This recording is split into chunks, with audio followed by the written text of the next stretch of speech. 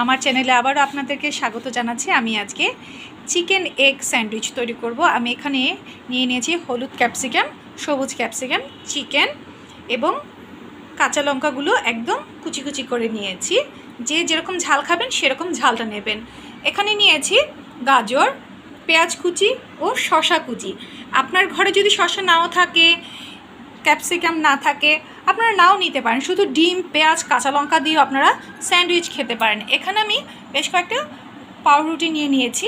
এখানে আমি একটি ডিম নিয়ে নিয়েছি। এখানে সস আছে রেডি 2 রকম। এখানে আমার 2 স্টুডেন্টও রেডি আছে। আমরা স্যান্ডউইচ মেকারও নিয়ে নিয়েছি। এখন আমরা সবগুলো মিক্সড করে নিচ্ছি। পরিমাণ মতো লবণ দিয়ে সব কিছু দেখেন মিক্সড করে নিচ্ছি। এই যে আমরা সব মিক্সড করা আমাদের মোটামুটি হয়ে গেছে। এখন আমরা ডিমটাও মিক্সড করে নিচ্ছি। ডিমটা একটু ফেটে নিচ্ছি আগে।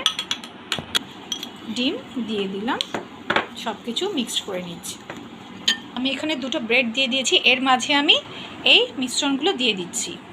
দেখেন কি সুন্দর কালারফুল হয়ে গেছে। আমি দিয়ে দিয়েছি। এখন এইগুলোর উপর দিয়ে আমি আরেকটা করে ব্রেড দিয়ে দিচ্ছি। এখন আমি এটাকে বন্ধ করে নিচ্ছি। বন্ধ করতে কিন্তু একটু কষ্ট হবে, একটু জাতা দিতে হবে। আপনারা হয়তো বা কেউ ভাববেন যে এত ফাঁকা রইল কেন। এটা এরকমভাবে একটু চেপে এটাকে লাঠা করছি, আমাদের স্যান্ডউইচ হয়ে যাবে। দেখেন আমার সবুজ বাতিটা জ্বলে গেছে। আমি এখন এটাকে খুলে নিচ্ছি। আমার এটা হয়ে গেছে।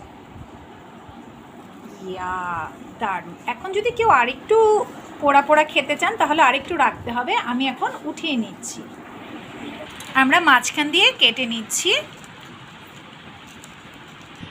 আমাদের হয়ে গেছে। Red chilli sauce, tomato sauce নিয়ে নিয়েছি। দেখেন ইয়ামি ইয়ামি লাগছে। এবার তোমরা খাওয়া শুরু করো। কেমন হয়েছে অনুশ্রী, বিন্দাশ্রী? ইয়াম্মি।